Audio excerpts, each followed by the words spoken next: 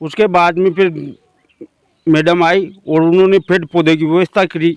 इस तरह से बाउंड्री वाल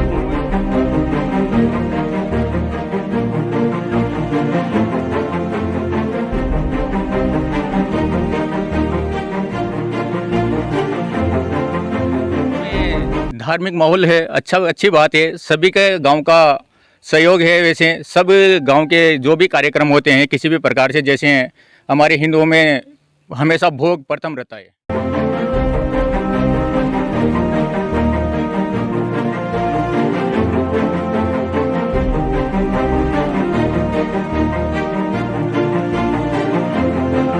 कुछ और ज़्यादा करेगी तो फिर होगा जो देखा जाएगा। अच्छा, हाँ, और वो फिर बाद में चली गई। हम भी कोर्ट आते मैडम के कहते हैं कि जब व्यक्ति अपना संकल्प लेता है तो उस संकल्प में जब वो अपना समर्पण घोल देता है तो निश्चित रूप से व्यक्ति का व्यक्तित्व स्वर्णिम अक्षरों में अंकित हो जाता है। नमस्कार, मैं मोडू राठौर और आज हमारी टीम पहुंची है लाड़पुरा तहसील के राजपुरा गांव में। ये वही राजपुरा गांव है जिसमें प्रभु श्री रामचंद्र का भव्य दरबार यहाँ पर सजा हुआ है और एक अलौकिक मंदिर की स्थापना यहाँ पर हुई है। तो आइए यहाँ के जो ग्रामीण हमारे बीच में जो बने हुए हैं तो इनसे हम जानते हैं कि ये जो भव्य मंदिर है ये किसके द्वारा बनाया गया है, इसमें कितना संघर्ष रहा है और गांव वालों ने इसमें कितना साथ दिया है। क्योंकि मैं आपको बता दूं कि राजपुरा एक छोटा सा गांव है जिसके अंदर संगमरमर से निर्मित प्रभु श्री राम का दरबार लगा हुआ है। तो आइए मिलते हैं यहाँ के ग्रामीणों से। आज हमारे बीच में, क्या नाम है आपका? प्रहलाद नागर। प्रहलाद जी, हमें इतनी सी जानकारी चाहिए कि जो मंदिर का जो नींव रखी गई थी, कौन से सन में ये नींव रखी गई थी और किसके माध्यम से ये पूरा काम किया गया था?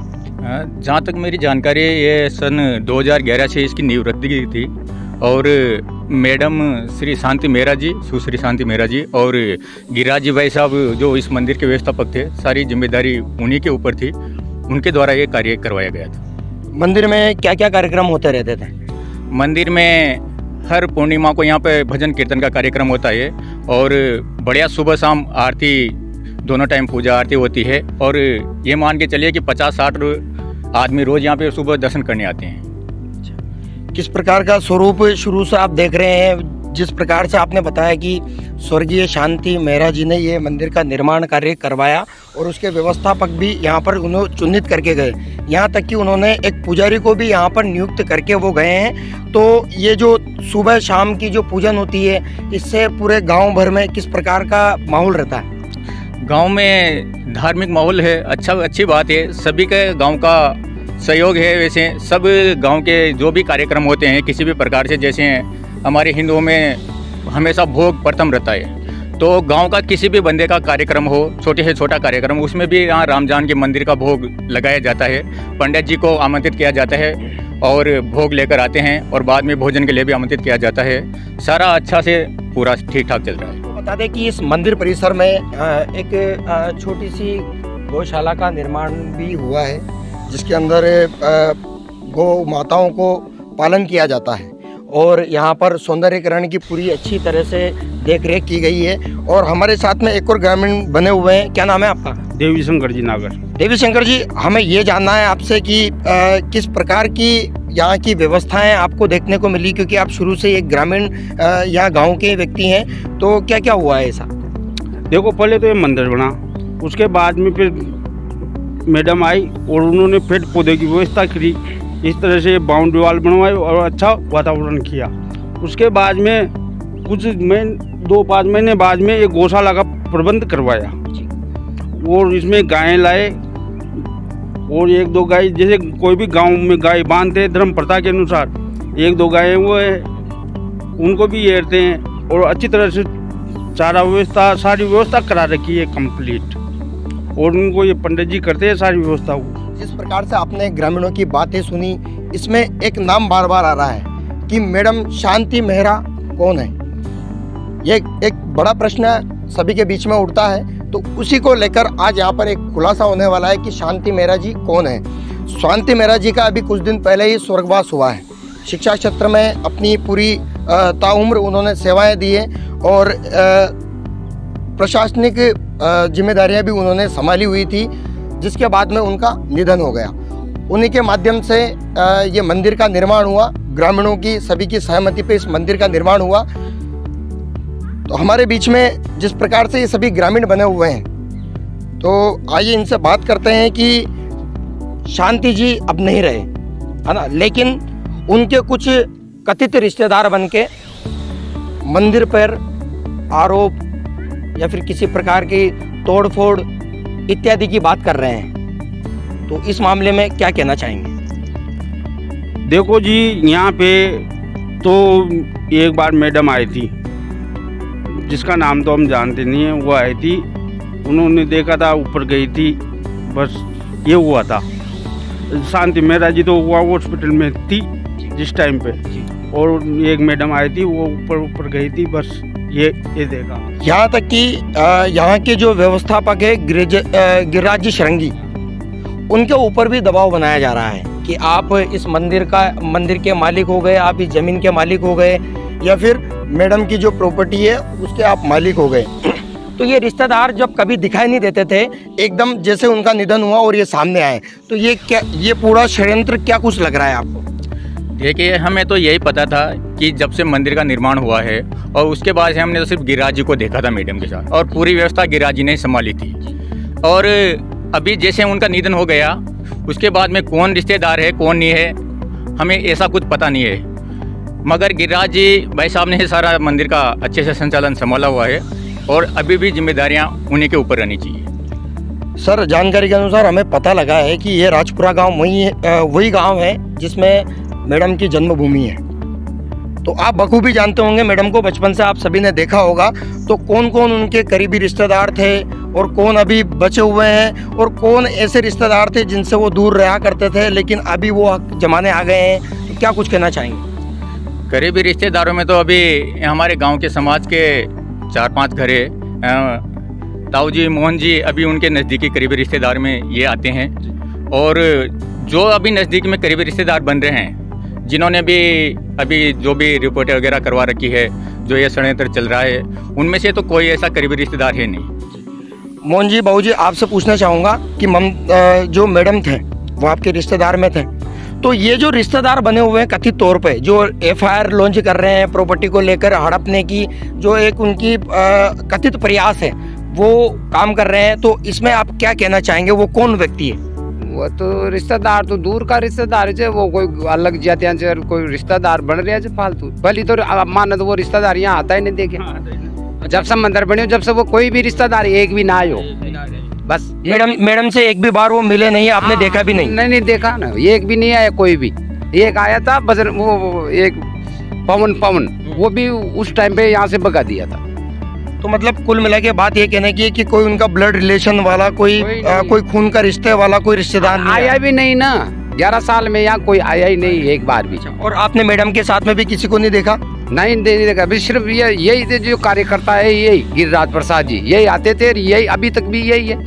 और ये पुजारा जी यहाँ है ही सही, प्रेम शंकर जी यहीं रहते हैं। जिस प्रकार से जिस मैडम का जिक्र हो रहा है, जो इस मंदिर के निर्माण कार्य में उनका पूरी तरह से सहयोग रहा है, तो उसी के क्रम में मैडम के जो ब्लड रिलेशन में जो रिश्तेदार हैं, जैसे मोहन जी हमारे बीच में मौजूद हैं, तो अब इनसे पूछेंगे कि वो कथित रिश्तेदार कौन है और ये किन किन में से उनको जानते हैं, और यहाँ पर उनके रिश्तेदार और कितने बचे हुए हैं, और उनकी माताजी हैं, उनकी माताजी के बारे में भी मोहन जी से जानेंगे। हाँ, माताजी कम से कम 100 का ऊपर हो चुकी। हाँ, 105 वर्ष की हो चुकी वह, और वह तो उनका सहयोग से ही जी रही थी। बाकी वह भी अब बीमार से हॉस्पिटल में, वह भी भर्ती हो चुकी। मैडम से क्या रिश्ता है आपका? मैडम मेरी बहन है, दाजी की बेटी लगती है। अच्छा, हाँ, मतलब सगे चाचा की बेटी? हाँ, सगे चाचा की, दाजी की बेटी है। हाँ, दाजी की बेटी है। अच्छा, ताऊ जी की बेटी? हाँ, ताऊ जी की बेटी है। अच्छा, हाँ। तो ये जो कथित रूप से रिश्तेदार बने हुए हैं, उनकी जो माताजी हैं वो भी उन्हीं के पक्ष में हैं। हाँ, माताजी हमेशा से उनके पक्ष में है। बाकी उन लोगों ने उसको जबरदस्ती कब्जे में कर रखा है। जब उससे वो हॉस्पिटल भर्ती हुई, जब से उन लोगों ने, जो रिश्तेदार बने हुए हैं, उन लोगों ने वो कब्जे में कर रखी है अभी भी। और वो सब कुछ हड़पने के लिए अभी उनके साथ भी डोगरी के साथ क्या किया क्या नहीं किया ये मुझे पता नहीं है। बाकी वो उसको कल परसों कहीं ले गई और वहाँ आके छोड़ गई और वो अभी भी बीमार है, हॉस्पिटल भर्ती है डोगरी अभी भी। अच्छा, हाँ। तो सर हमें ये भी जानने की आवश्यकता है कि जिस प्रकार से उनकी जो माताजी हैं, माताजी पेशेंट है, जैसे आप बता रहे हैं कि भाई वो बीमार है, 100 साल से ऊपर उनकी उम्र है। हाँ। तो वो रिश्तेदार, दूर के रिश्तेदार माताजी के हैं कि इन मैडम के ही हैं? नहीं, वो जो है ना डोगरी, उसके रिश्तेदार हैं वो, उसके हाँ उसके जो भतीजे हैं, भाई के बच्चे हैं वो। और उसके साथ लगी हुई 2 मैडम है, एक तो मेरमा है और एक और है दिल्ली से आई हुई है मैडम। वो हड़पने के लिए वो दोनों उसके साथ बहुत जबरदस्त लगी हुई है। अच्छा। हाँ, और धमकी भी देती है वो, गिरिराज जी को भी धमकी दी उसने। और वो यहाँ भी तोड़फोड़ करने के लिए वही आई थी मंदिर पर भी, और कोई नहीं आया था। जब वो तोड़फोड़ करने के लिए आए तो आप ग्रामीणों ने किस प्रकार से अपना पक्ष रखा? हाँ, पक्ष तो ग्रामीणों ने देख रहे, ग्रामीण तो अब ये कुछ और ज्यादा करेगी तो फिर होगा जो देखा जाएगा। हाँ, और वो फिर बाद में चली गई। हम भी कोटा थे, मैडम के साथ ही थे, हम वहाँ मरी थी ना, इसलिए देखने के लिए गया था। तो मोहन जी हमें बताइए कि मैडम के साथ साथ कभी कभी उनकी माताजी भी इस मंदिर परिसर में आया करते थे और उनको अच्छी तरह पता था कि गिरिराज जी जो श्रृंगी है वो यहाँ के व्यवस्थापक है और पुजारी भी यहाँ पर बने हुए हैं। तो उनकी माताजी का ऐसा दूसरी तरफ रुझान क्यों आया? दूसरी तरफ कोई रुझान नहीं था, वो अब बुजुर्ग है, उसको कुछ ज्ञान ही नहीं है। वो क्या समझे अब 100 साल के बाद में वो क्या समझेगी?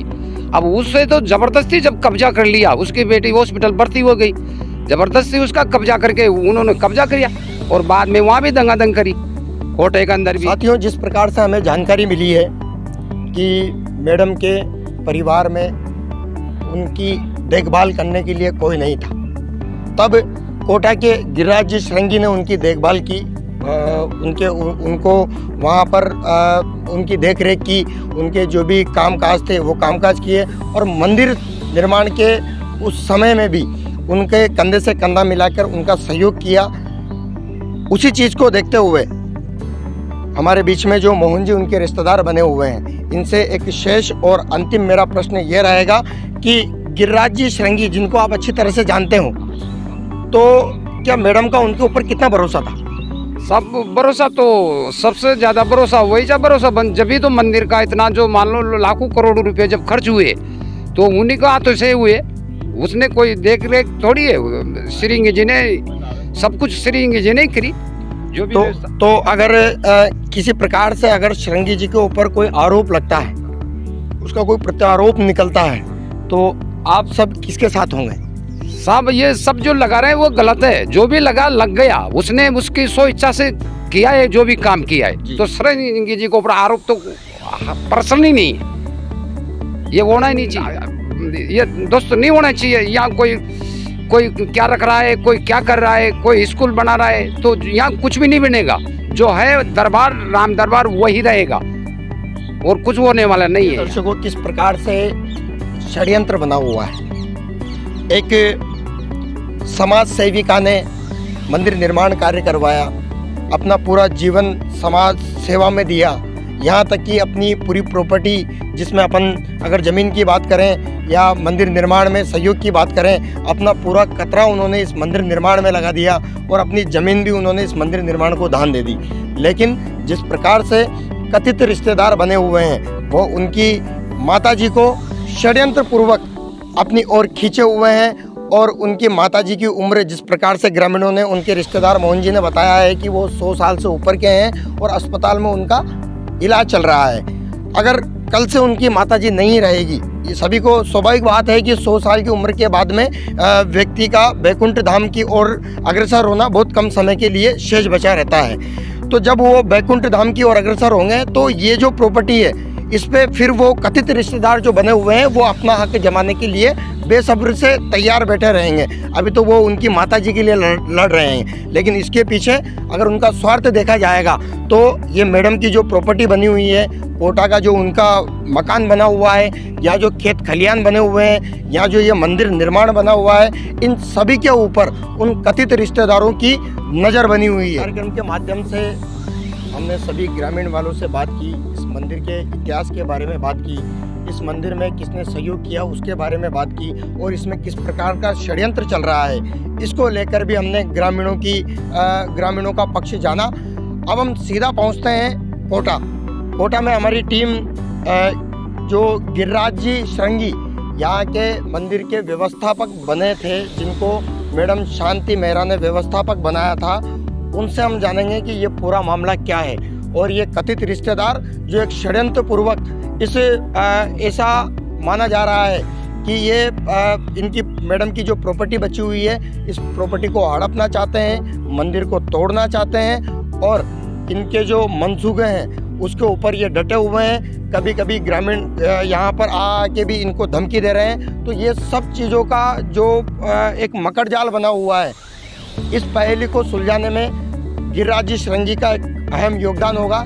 इसलिए अब हमारी टीम सीधा कोटा के लिए रवाना हो रही है, जहाँ पर हम गिरिराज जी श्रृंगी पहुँच चुके हैं दादाबाड़ी विस्तार योजना में, जहाँ पर गिरिराज जी श्रृंगी का मकान है। ये गिरिराज जी श्रृंगी वही है जहाँ पर मैंने आपको दिन में बताया था कि लाड़पुरा तहसील की राजपुरा के अंदर जो श्री राम मंदिर दरबार है, उस दरबार के व्यवस्थापक के रूप में गिरिराज जी श्रृंगी जाने जाते हैं। तो आज हमारे बीच में गिरिराज जी श्रृंगी है। आइए हम इनसे इस पूरे मामले को लेकर बात करते हैं। मैं जानना चाह रहा था आपसे कि जिस प्रकार से मैं आपके राजपुरा जो गांव है, जहां पर श्री राम दरबार मंदिर स्वरूप बनाया गया है, तो वहाँ के व्यवस्थापक के रूप में आप हैं। ग्रामीणों से हमने बात भी की, उनका पक्ष भी हमने जाना, जिस प्रकार से ये विवादित स्पर्ध जो ये मामला चल रहा है। तो इसकी क्या पूरी जानकारी है आपके पास में?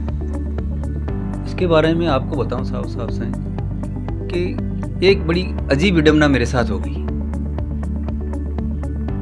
कभी जीवन में सोचा भी नहीं था साहब से कि इस तरह के किसी को सवाल के जवाब देने पड़ेंगे, क्योंकि बड़ी एक अजीब स्थिति है उस साहब से कि अपनी देशी भाषा में कहती हूँ कि हवन करते हुए हाथ जले। इसमें न्यूज़ है साहब से कि शांति मेहरा जी एक मैं उनके संपर्क में था, मैं उनका महत्व था, है ना।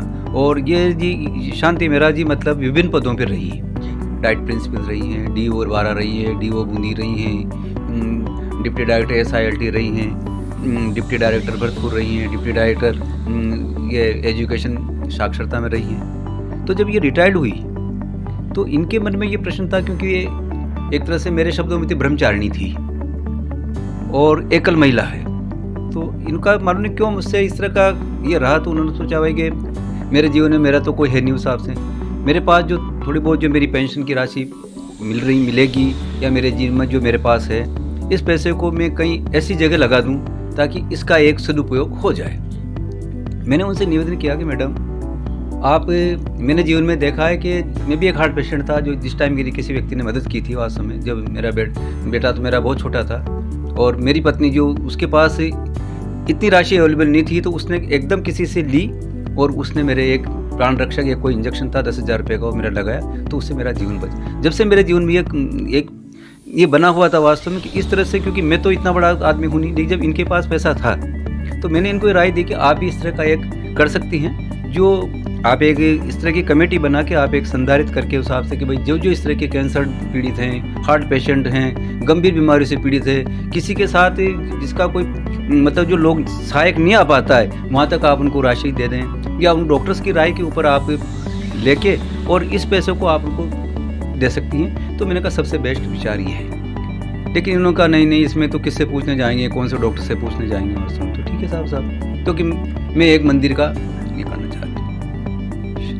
शांति मेहरा मैडम की ज़मीन राजपुरा में है, वहीं इनका गांव के पास एक छोटा टुकड़ा भी इस ज़मीन का है। तो उन्होंने इच्छा व्यक्त की कि भाई मैं इस तरह से मेरी ज़मीन पर मंदिर का निर्माण करा लूँ। 2011 में इन ईश्वर की प्रेरणा से और हनुमान जी की अनुकंपा से इसका नींव रखी गई। 2011 से मंदिर चालू हुआ।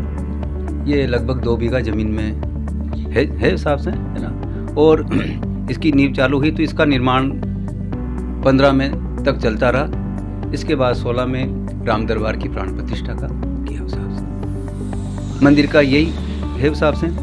इसमें सारे जो निर्माण कार्य हुआ तो इन्हीं के मैडम के कुछ जो नज़दीकी रिश्तेदार हैं उनका भी मतलब सारा देख रेख उनकी देख रेख में भी काम हुआ। मैं व्यवस्थापक के रूप में उन्होंने कहा भाई देखता रहा। लेकिन जो पैसा खर्च किया, जो आज लोग तो पैसा खर्च करने वाली तो मैडम ही थी। उन्होंने जितना पैसा देती गई उतना पैसा उसमें लगता गया। उसके बाद राम दरबार की प्राण प्रतिष्ठा होगी, है ना। इसके बाद जो हर साल पाटोत्सव होता है,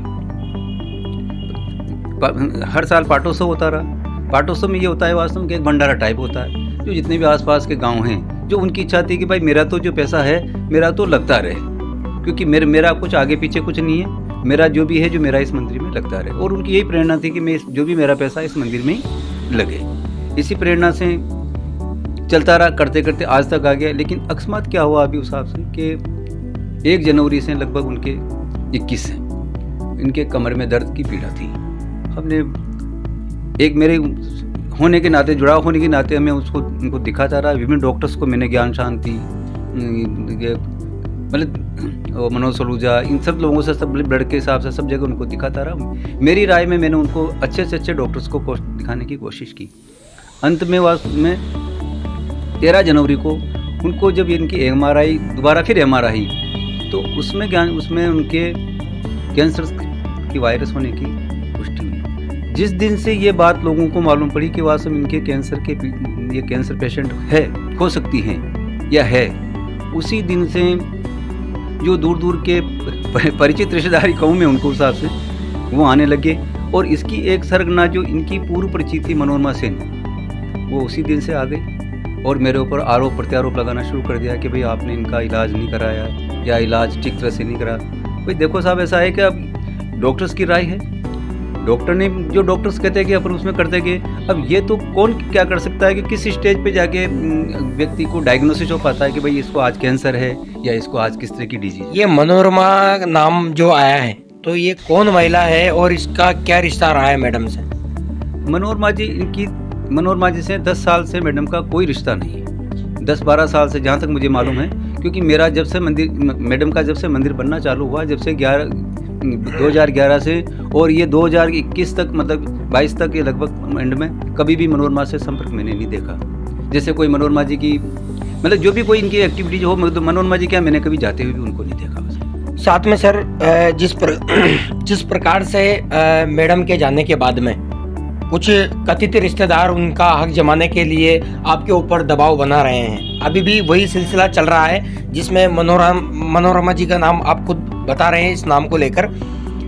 तो सर इसमें ये हमें बात बताइए कि ये जो कथित रिश्तेदार हैं, हमने वहाँ के ग्रामीणों से बात भी की है, उनके गांव के ग्रामीणों से बात की है मैडम के गांव के, जिसमें से एक मोहन जी करके उनके ब्लड रिलेशन में एक रिश्तेदार निकले हैं, उनसे भी हमने पूरी तरह से बात की है। उन्होंने जिस आशय पे हम थे कि ये कथित रिश्तेदार है, उसी आशय पे उन्होंने इसकी पुष्टि की है कि हाँ बिल्कुल ये कथित रिश्तेदार है। तो ये अपना हक क्यों जमाना चाह रहे हैं और किस प्रकार का ये षड्यंत्र रच रहे हैं? मैं आपसे निवेदन करूं कि इसमें सारा जो इसको जाता है ये सब मनोरमा, मान लो कि मनोरमा गैंग के सदस्य हैं, मनोरमा सैनी नाम की गैंग का ये एक मान लो इनको गिरोह कह सकते हैं उस हिसाब से।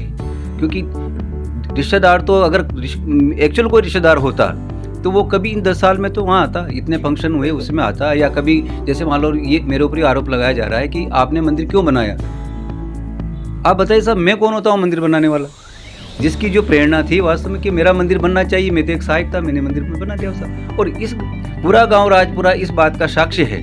आप आर्थिकता जाके गाँव में पूछिए उस हिसाब से, हर आदमी यही कहेगा वास्तव में कि मैंने जो कार्य किया है वास्तव में। और उनके जो बिल्कुल निकटतम रिश्तेदार जिनको कह सकते हैं, 4 भाई हैं उस हिसाब से, वो मोहनलाल जी हैं, द्वारका लाल जी हैं, अमरलाल जी हैं और एक कन्यालाल जी का बेटा रजनीश है, जो इनके निकट रिश्तेदार हैं, उनके ही सामने सारे काम हुए हैं। तो ये कथित रिश्तेदार कौन है फिर?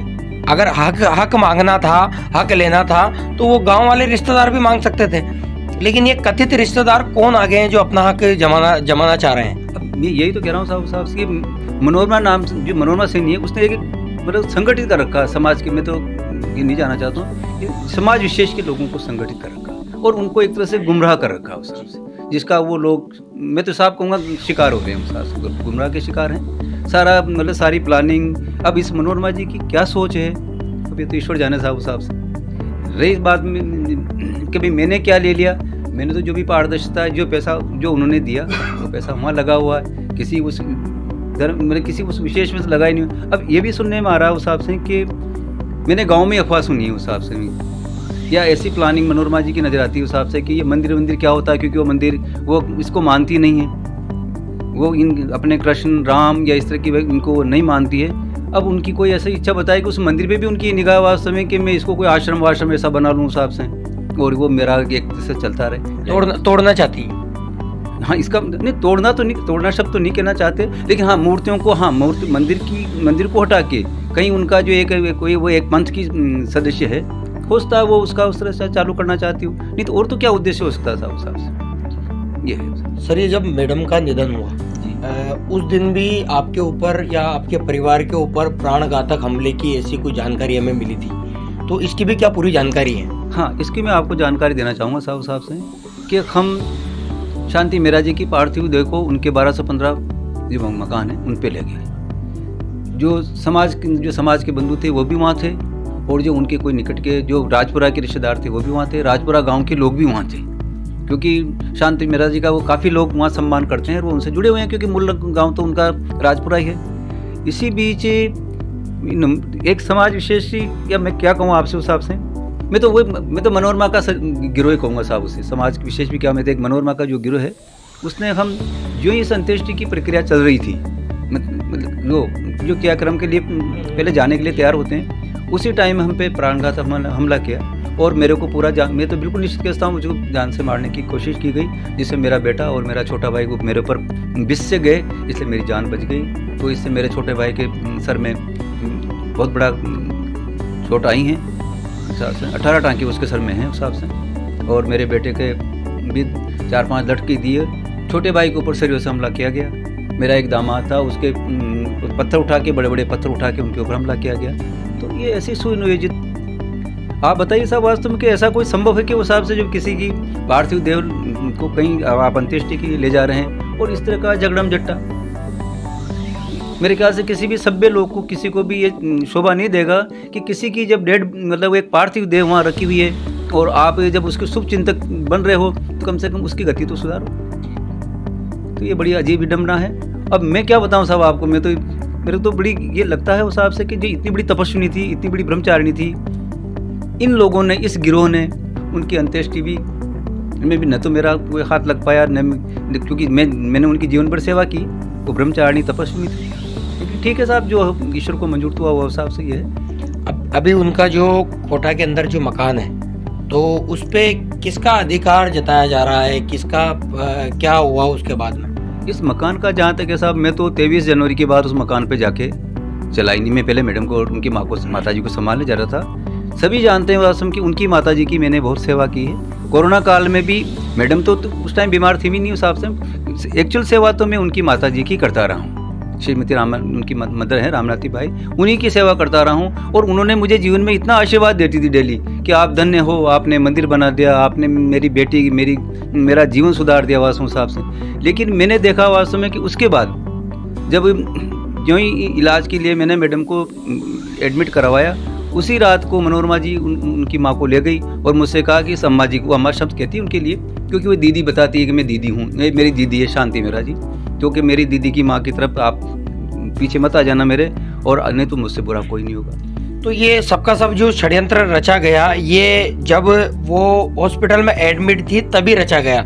इससे पहले कभी मनोरमा, जो आप बार बार नाम शब्द आ रहा है बीच में, ये कभी पहले उनसे कोई ऐसा आत्मीयता रखते थे या कोई ऐसा व्यवहार रखते थे? मैंने आपसे निवेदन किया ना, मैंने 10-11 साल से, जब से मैं मंदिर से जुड़ा हूँ, मंदिर से काम, मैंने मनोरमा को न कभी देखा, न मनोरमा का कोई मैंने इसमें को देखा।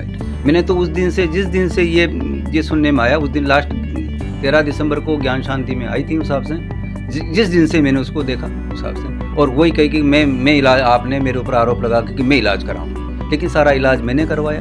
भगवान महावीर कैंसर से जयपुर से सारा कंसल्ट करके मेरा बेटा और मैं गया, सारी भाग दौड़ करके जितने भी, अब मैं ये नहीं कहना चाहता कितना खर्चा हुआ क्या हुआ, ये तो जीवन में है, लेकिन जितना भाग भगवान महावीर कैंसर से SN पारिक के तत्वाधान में ऑनलाइन वहाँ के डॉक्टर से मैं सारी जानकारी लेके आया। डॉक्टर्स के प्रेस्क्रिप्शन के अनुसार, डॉक्टर की राय के अनुसार SN पारिक के डॉक्टर्स ने जितना बेहतर से बेहतर इलाज हुआ वो उन्होंने प्रदान किया। पूरा वहाँ के ग्रामीणों से हमने बात की है, उनके जो ब्लड रिलेशन में आने वाले उनसे भी हमने बात की है। तो वहाँ से जो हमें जानकारी जुटाई और बहुत सीधा हम आपके पास में आए और आपसे जो हमने जानकारी ली वो कहीं ना कहीं सामान्य रूप से पूरी की पूरी हो पा रही है। तो जिस प्रकार से मनोरमा हो गया और इनकी जो गैंग है जो कथित रिश्तेदार बनकर आज अपना हक जमाना चाह रही है, तो उन्होंने उनकी जो मैडम की जो माताजी थी तो उनको भी अपने पास में रखा हुआ है और ऐसा भी सुनाई में दे रहा है कि उनकी उम्र 100 साल से ऊपर है और अभी उनका कहीं ना कहीं हॉस्पिटल वगैरह में कहीं एडमिट है। हाँ साहब, मैं कोई बड़ी अजीब विडम्बना है साहब से कि जो इनकी जो माता श्री थी, ये देखिए आपके मैं वास्तव में वो भी ऐसी एक दिव्य मूर्ति थी कि मैं उनके चरण स्पर्श करता, लेकिन उनकी मेरे प्रति भी इतनी श्रद्धा थी वास्तव साहब से कि वो कहती नहीं आप देवता, आप मेरे लिए ब्राह्मण देवता हैं, आपने मेरी और मेरी बेटी की सुधार दी, नहीं तो मेरी ये संपत्ति सब इधर उधर ही होता। और एक आपने अच्छे और नेक काम में, और जब भी वो राजपुरा जाती थी इतनी प्रसन्न होती, पूरा गांव जो आसपास का मोहल्ला इस बात का साक्ष्य है कि वो कितनी प्रफुल्लित होती थी उस हिसाब से मंदिर पे जाके। हर बार जब भी कोई होती इनकी इच्छा होती तो यही कहती मेरे को राजपुरा मंदिर पे ले चलो, और उस मंदिर पे जाके मेरे को भी बड़ा सुकून मिलता है कि मैंने कितना एक अच्छा कार्य चल रहा है। कहीं ना कहीं सामने वालों की इधर से प्रॉपर्टी को लेकर विवाद चल रहा है, तो ये किस हद तक विवाद जाने वाला है और आप कब तक डटे रहेंगे? ऐसा साहब, शांति मेरा जी के कथनानुसार उनकी संपत्ति पर, उनकी किसी भी चीज़ के ऊपर मेरा भी आज ये विश्वास है, उनकी कथनी और करने में कोई अंतर नहीं था। उन्होंने कहा, मुझसे कहा गिरिराज जी कभी भी मेरी संपत्ति पे, मेरी चीज़ पे कोई भी आदमी हाथ नहीं लगा सकेगा, ये क्योंकि ये संपत्ति ऐसी है जिसके अगर किसी ने हाथ भी लगा लिया तो उसका वंश खत्म हो जाए। ये बात उनकी थी और मैंने भी इसलिए मेरी बात सुन, मेरे जीवन काल में जितने संपर्क रहा मैंने हमेशा कोशिश ये रही कि उनका 5 पैसा भी अगर मेरे पास है तो उसका पूरा का पूरा हिस्सा मैं उनको देता रहा। तो इसलिए उनके कथन पे मैं आज भी विश्वास करता हूँ। और अंत में साहब ऐसा है कि विजय तो सत्य की होनी है, सही बात है, ये धर्म युद्ध है, इसमें सत्य की विजय होगी उस हिसाब से। और जो हमारे रामलला जो विराजमान हैं वो उनका कार्य चलता रहेगा, लोग कितनी ही कोशिश कर ले वो मंदिर इसी तरह से चलता रहेगा और इसी उनकी प्रेरणा जो शांति मेरा जी की जो प्रेरणा है वो चलती रहेगी और गांव के लोग इस मिशन को चलाते हैं। इस विवाद को लेकर प्रशासन से क्या अपेक्षाएं आप रख रहे हो? हाँ, आपके माध्यम से मैं इस बात को पहुंचाना चाहूँगा कि प्रशासन मेरे और मेरे परिवार की सुरक्षा करे। सबसे प्रथम मेरा कार्य यही है, क्योंकि मुझे तो मेरी सुरक्षा चाहिए। मैं जाने अनजाने में कैसे भी, मैं तो एक धर्म के उसमें लगा हुआ था और मैं कहाँ, मुझे बड़ा अजीब सा लगता है मैं कहाँ इसमें हो गया, लेकिन मेरे को इसमें कोई शिकायत नहीं कि जो सत्य है निश्चित सत्य की विजय होगी। लेकिन आप ये देख लीजिए कि पूरा राजपुरा गाँव के आसपास के लोग मेरे को जानते हैं कि मैंने कितनी कर्म निष्ठा से, सत्य निष्ठा से, अजी आपसे क्या कहूँ साहब, मैडम का पैसा तो है जो है, लेकिन मैंने लोगों से भी लिया है। मैंने लोगों से कहा मेरी गौशाला चलती है, मेरे को चारा दीजिए, मेरी गायों के लिए चारा दीजिए। जो वहाँ का पुजारी है, ये पूरा गांव आपको पारदर्शिता से बताएगा कि किसी गाय का पैर टूट गया, किसी का कुछ हो गया रोड पे, उनको ला के उन असहाय गायों को वहाँ रखा गया है, उनके चारे पानी की व्यवस्थाएं की गई हैं। तो अब इसमें तो कोई अतिशोक्ति नहीं, पूरा गाँव है, बांडा एड़ा है, कैथों से जो लगे हुए गाँव हैं, तो पूरे गाँव के जो आसपास के लोग हैं वो जानते हैं कि भाई किस तरह काम है। तो ये सब ऐसा है कि मैं कुछ भी कहूँ कि मैं ऐसा हूँ, इससे कुछ हो रहा नहीं, लेकिन देखने वाले। अच्छा, मैं आपसे एक बात और कहना चाहूँगा कि जो ग्रामीण लोग हैं वो बहुत माइंड रूट वैल्यू निकालते हैं हर चीज़ की। वो या आप निश्चित मान लीजिए कि बेईमान और ईमानदार को बहुत जल्दी पहचान लेते हैं उस हिसाब से। तो गांव की प्रेरणा से, गांव के लोगों को सहयोग से अपने काम किया है और आशा है कि गांव के लोग भी उसमें मेरी इस जो मिशन चल रहा है राम दरबार का, वो सब उसमें भागीदार बनेंगे, इसको आगे बढ़ाएंगे। बस अंत में मेरा तो यही कि मेरी सुरक्षा और मेरे परिवार की सुरक्षा हो, क्योंकि हमारे ऊपर बहुत ज़बरदस्त प्राणघात हमला हुआ है और अभी भी क्या कह सकते हैं साहब, कभी भी जो इस तरह का गिरोह है वो कुछ भी कर सकते हैं। इस साक्षात्कार को देखने के लिए और जिस प्रकार से पत्रकारिता का सिद्धांत होता है कि किसी भी विवाद में खबर प्रकाशित करने के लिए 2 पक्ष जरूरी हैं, लेकिन हमने भी इसमें 2 पक्ष ही दिखाए हैं, क्योंकि कथित रिश्तेदार जिस प्रकार से अपना हक जमाना चाहते हैं उनको हम पक्ष नहीं मानते, बल्कि ये उस पर अपनी दबंगाई से हक जताना चाह रहे हैं। साथ में हमने ग्रामीणों का पक्ष लिया। मंदिर के जो व्यवस्थापक गिरिराज जी संजीत है, जिन्होंने मैडम के साथ में रहकर कार्य किया, उनकी माता जी की सेवा की, इसलिए हमने दोनों पक्ष लिए हैं।